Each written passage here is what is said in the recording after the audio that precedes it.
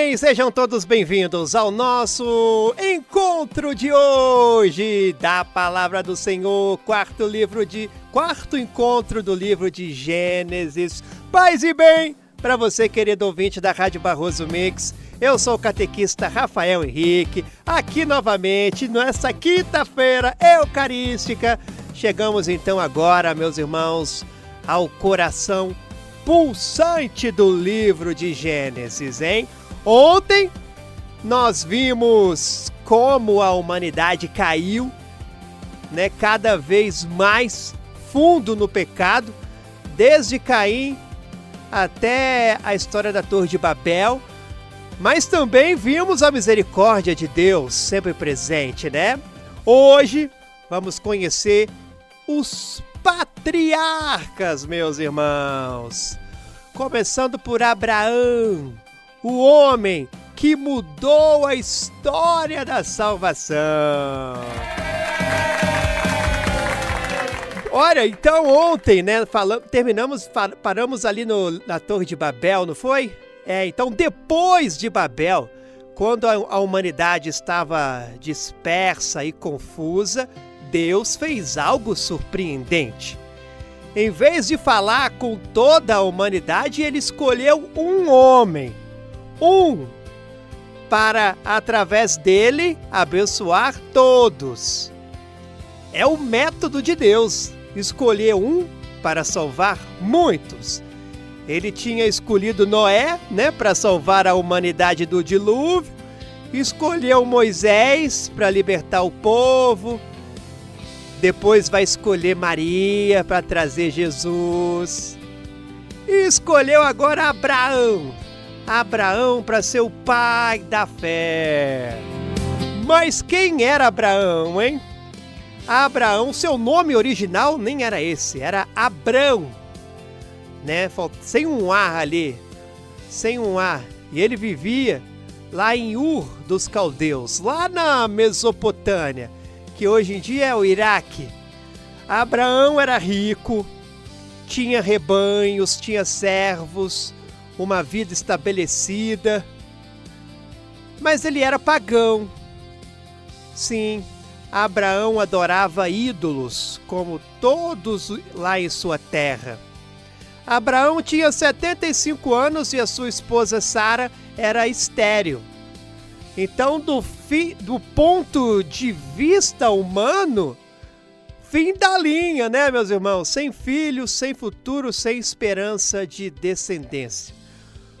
Então, do nada, Deus fala com ele e diz: sai da tua terra, da tua parentela, da casa de teu pai, para a terra que eu te mostrarei. Farei de ti uma grande nação. Te abençoarei, engrandecerei teu nome, e tu serás uma bênção. Meus irmãos, imagine você aí, aos 75 anos. Talvez, né, já estabelecido, aposentado também, talvez. E Deus te diz, larga tudo e vai para um lugar que eu vou te mostrar. Nem sei onde é, apenas vai. E você iria? Ei, você iria? Pois Abrão foi. Né, Abrão, ele chamava Abrão ainda, né? Abrão partiu com o Senhor, como o Senhor estava ali ordenando. E ponto. Sem questionar, sem pedir garantias, sem nenhum GPS, apenas a fé. É como aquela história que uma vez eu ouvi aqui de uma senhora aqui de Minas. Ela tinha uma vida confortável, uma ouvinte nossa tinha uma vida confortável, casa própria, emprego bom. E um dia ela me contou que estava rezando e sentiu Deus chamando ela para ser missionária, no sertão ainda. E ela disse que largou tudo e foi. E hoje, meus irmãos, ela tem 80 anos e já ajudou também a construir escolas, apoiou também lá com hospitais, mudou vidas. Isso é uma fé maravilhosa. Ora, mas Abrão, voltando aqui ao estudo da Bíblia, Abrão chega a Canaã. Canaã era a terra prometida, né? Mas havia um problema, meus irmãos, a terra estava ocupada. Quem estavam lá eram os cananeus, moravam lá.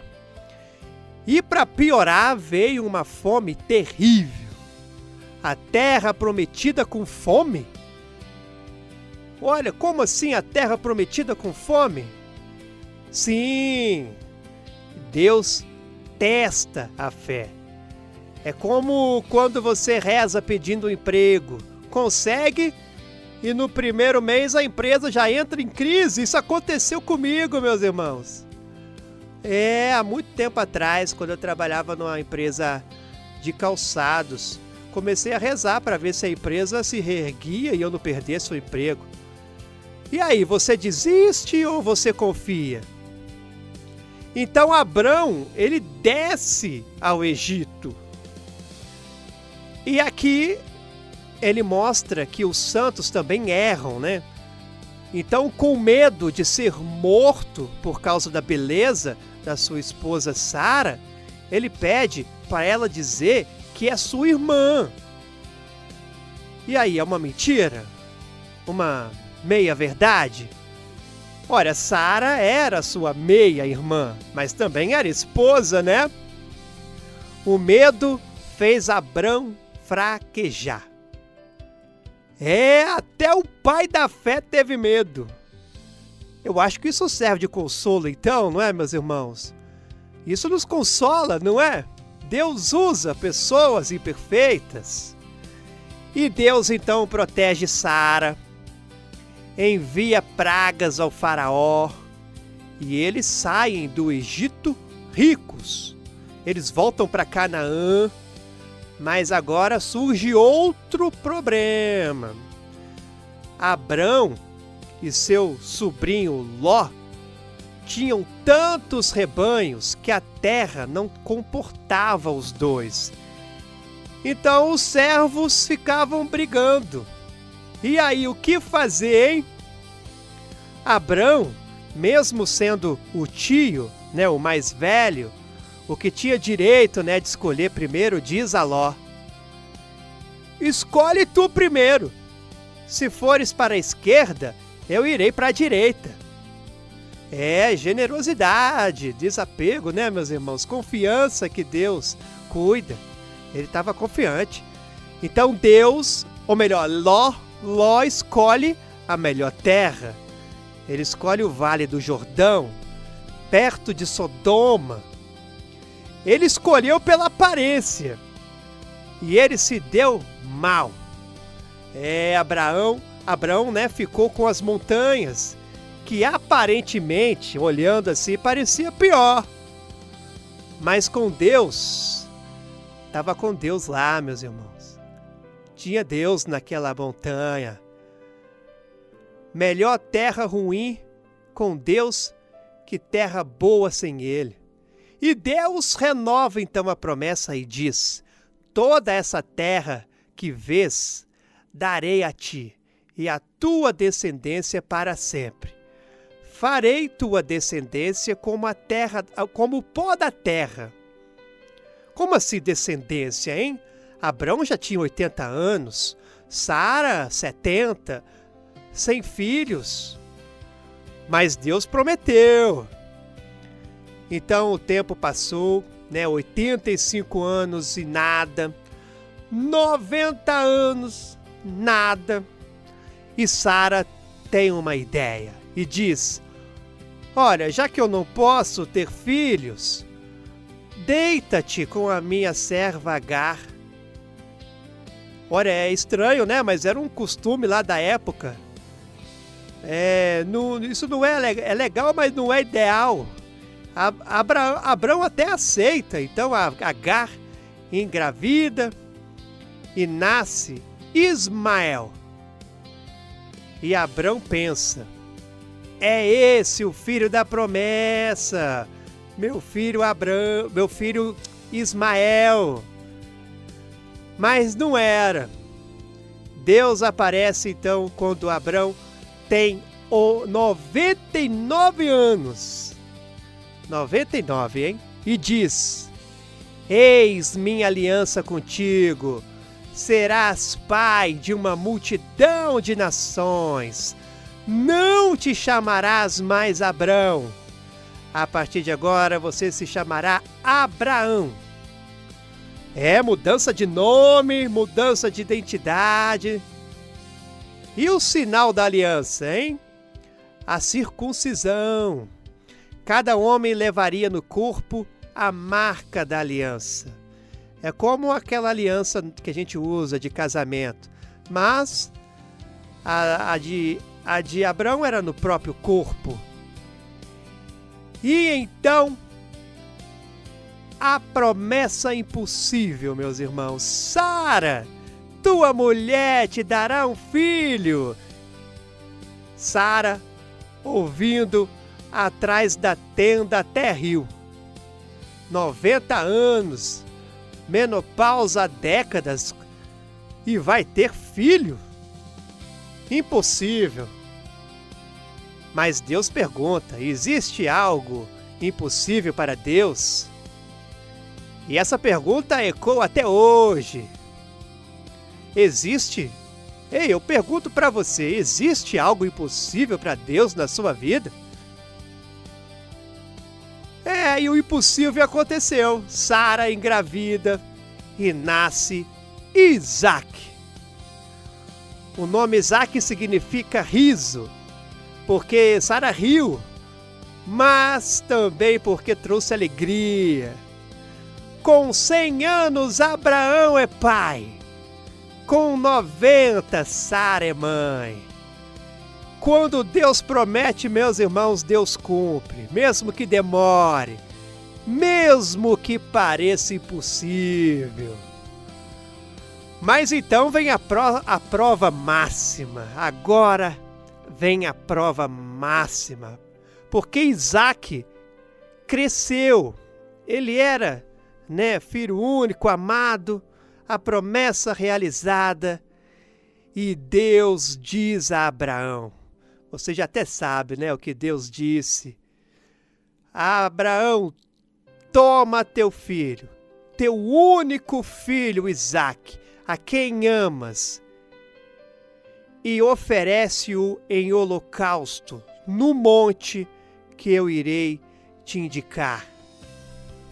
Olha, você consegue imaginar, meus irmãos? Ele esperou 100 anos por um filho e Deus pediu para sacrificá-lo. Mas Abraão não discute. Levanta de madrugada, prepara a lenha, leva o filho. Foram 3 dias de viagem, 3 dias pensando no que ia fazer, 3 dias de agonia extrema. No caminho, Isaac pergunta: Pai, temos fogo e lenha, mas onde está o cordeiro para o holocausto? E a resposta de Abraão é profética e diz: Deus proverá para si o cordeiro. E Deus proveu, não só ali, mas séculos depois, quando ele enviou Jesus, o Cordeiro de Deus. Abraão, então, meus irmãos, amarra Isaac, levanta a faca e... Abraão, Abraão, não estendas a mão contra o menino. Agora sei que temes a Deus, pois não me recusaste teu filho único. Era um teste. Deus nunca quis sacrifício humano. Ele queria testar se Abraão amava mais o dom ou o doador, a promessa ou aquele que prometeu. E havia ali um carneiro que estava preso nos arbustos. Abraão então oferece o carneiro no lugar de Isaac. É uma substituição. Um morre no lugar do outro. É a prefiguração de Cristo morrendo em nosso lugar. Vamos continuar mais um pouco, meus irmãos? Tá bom, não tá? Tá bom, vamos continuar. Sara morre com 127 anos. Abraão compra uma gruta para sepultá-la. É a primeira propriedade, então, na terra prometida, né? Mesmo sendo só uma sepultura, Abraão creu que os seus descendentes herdariam tudo. Abraão quer uma esposa para Isaque, mas não quer daquelas cananeias idólatras. Ele manda seu servo à sua terra buscar. E o servo ora: Senhor, a moça que der água para mim e para meus camelos, que seja ela a escolhida. O servo orou. Olha, e mal termina de rezar, e aparece, sabe quem, meus irmãos? Rebeca. Aparece Rebeca. Linda. Uma mulher muito linda. E dá água para ele e para os 10 camelos. Um camelo bebe muita água, né? 100 litros. Então Rebeca tirou 1000 litros de água do poço. Mulher trabalhadora. Então Isaque casa com Rebeca, mas ela também é estéril. De novo o problema. Isaque ora, Deus ouve, nascem gêmeos. Nascem, sabe quem? Esaú e Jacó. E eles já brigavam no ventre. Deus revela. Deus disse: o mais velho servirá ao mais novo. Contra a cultura, né? Contra o costume. Deus escolheu o menor. Esaú nasce primeiro. Esaú era ruivo, era peludo. Jacó nasce agarrado ao calcanhar do irmão. Jacó, meus irmãos, significa suplantador, enganador, nome profético. Esaú, ele cresce caçador, homem do campo. Já o Jacó era mais tranquilo, era o homem das tendas. Isaque amava Esaú. Rebeca amava Jacó. Era uma família ali que estava um pouco dividida, né, meus irmãos? Mais um problema à vista. Então, um dia, Esaú volta faminto da caça. Jacó estava fazendo lá uma sopa e diz: me dá dessa sopa vermelha, né? Pede Esaú. Eu quero sopa. E Jacó responde assim: vende-me primeiro o seu direito de primogenitura. Olha, por um prato de comida, né? Esaú então vende a sua bênção. Ele trocou o eterno pelo passageiro, o espiritual pelo material. Quantos fazem isso hoje, né? Trocam a alma por dinheiro, a família por prazer, troca Deus por outras coisas. Então Jacó respondeu sobre isso, né? Vende-me primeiro o teu direito de primogenitura. Esaú aceita a proposta, né? Isaque envelhece, fica cego e quer abençoar Esaú antes de morrer. Rebeca ouve, né? Rebeca ouve e arquiteta um plano. Ela veste Jacó com as roupas de Esaú, cobre seus braços com pele de cabrito. E Jacó fingiu ser Esaú e recebe a bênção, enganou o próprio pai. Mas quando Esaú descobre, ele fica furioso e quer matar Jacó. Jacó foge para a casa de Labão, irmão de Rebeca. No caminho, ele dorme ao relento, usa uma pedra como travesseiro e sonha. Ele sonha uma escada do céu à terra, do céu à terra, anjos subindo e descendo, e Deus no alto dizendo: Eu sou o Deus de Abraão e Isaque. Essa terra darei à tua descendência. Estarei contigo. Meus irmãos. Deixa eu tomar uma aguinha aqui, só um minutinho.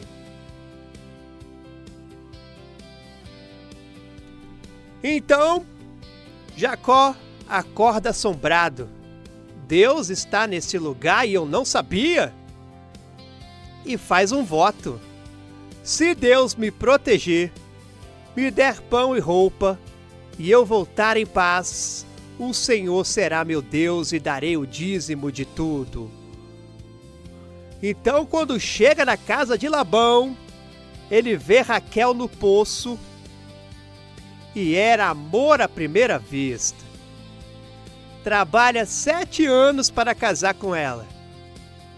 Mas, na noite de núpcias, Labão o engana.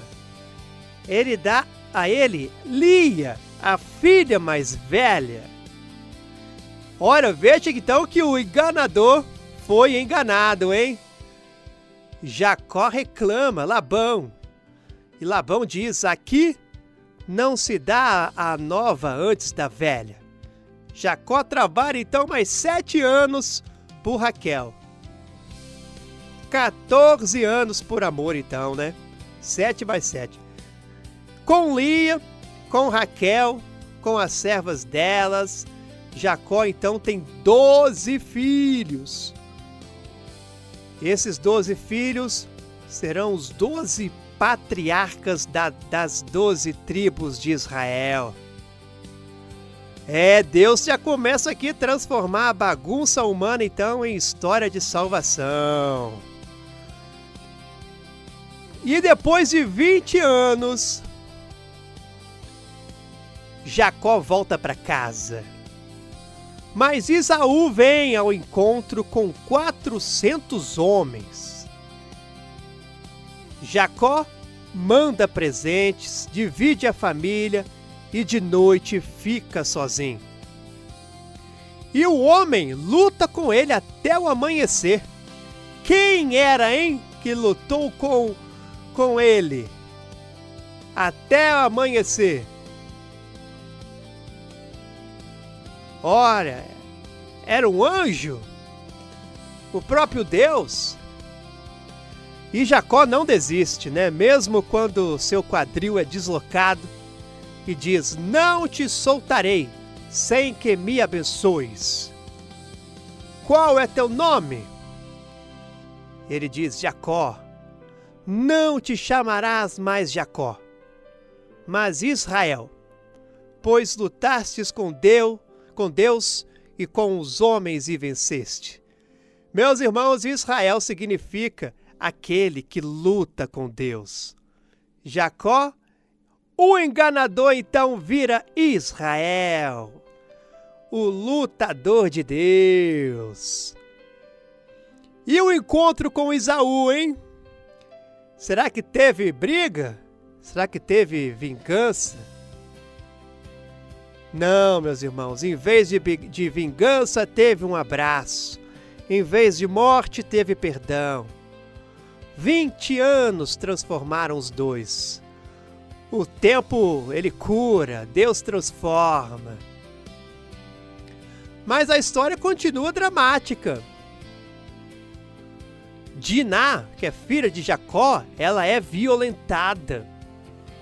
Os irmãos se vingam, matando toda uma cidade. e Raquel morre dando à luz Benjamim. Rúben deita com a concubina do pai. José é vendido como escravo pelos próprios irmãos. É uma família santa então, meus irmãos? Não. Família humana, com pecados, crimes, mas onde Deus age, né? E chegamos então a José, o sonhador, filho preferido de Jacó. Ele ganha até uma túnica colorida. E os irmãos têm ciúmes. José ainda conta sonhos, onde os irmãos se prostram diante dele. Um dia ele estava lá pastoreando longe. Os irmãos pegam José, jogam ele num poço, vendem para mercadores por 20 moedas de prata. Molham a túnica que ele tinha ganhado com sangue de cabrito e mostram ao pai. E Jacó pensa que José morreu. E José vira escravo então no Egito. E ele trabalha bem, ele prospera. A mulher de Potifar, seu senhor, tenta seduzi-lo. E Jacó resiste. Como eu pecaria contra Deus? E ela fica furiosa. A mulher de Potifar, rejeitada, o acusa falsamente. E José vai preso. Que injustiça, né? Mas Deus estava com ele. Na prisão, ele interpreta sonhos de 2 presos, o copeiro e o padeiro do faraó. E ele acerta. O copeiro é restaurado, o padeiro é executado. E José então pede ao copeiro: lembra-te de mim. Vixe, mas o copeiro esquece, hein? E 2 anos se passam. Então, Faraó tem sonhos perturbadores. 7 vacas gordas devoradas por 7 magras, 7 espigas cheias devoradas por 7 murchas. Ora, o que significa isso? Ninguém entendia. Ninguém conseguia interpretar os sonhos do faraó. Aí o copeiro finalmente lembra de José. E José interpreta e ele diz: ora, o que você sonhou aí, essas 7 vacas gordas, significam que serão 7 anos de fartura. E essas 7 vacas magras que você sonhou significa 7 anos de fome. Então José aconselha: armazena nos anos bons para os ruins. E o faraó fica impressionado e nomeia José como governador. De escravo a governador. Só Deus faz isso, né, meus irmãos? A fome chega, atinge Canaã. Os irmãos de José vão para o Egito comprar trigo. E não reconhecem José. Eles se prostram, inclusive, diante dele. E o sonho se cumpre. Você lembra do sonho dele? Se cumpriu. José, então, os testa, os faz sofrer um pouco, mas por fim ele se revela e disse: eu sou José. Meu pai ainda está vivo? E os irmãos ficam aterrorizados. Será que vai acontecer uma vingança agora? Mas José diz algo lindo. Olha o que José disse: não fostes vós que me enviastes para cá, foi Deus. Vós pensastes o mal contra mim, mas Deus o mudou em bem, para salvar muita gente. Então você entende, meus irmãos, Deus escreve certo por linhas tortas. Ele transforma o mal em bem. A traição dos irmãos então salvou a família. A cruz de Cristo salvou o mundo. Seu sofrimento hoje pode ser salvação então amanhã. Jacó e toda a família, 70 pessoas então descem ao Egito. Jacó morre, abençoa os 12 filhos, profetiza sobre cada trigo. José morre também aos 110 anos, dizendo: Deus vos visitará e vos fará subir dessa terra. E assim termina, meus irmãos, termina o livro de Gênesis. Começou com a criação do mundo e termina com um caixão no Egito. Começou lá no paraíso e termina no exílio. Mas a promessa permanece, a descendência de Abraão existe, está no Egito, mas Deus a libertará.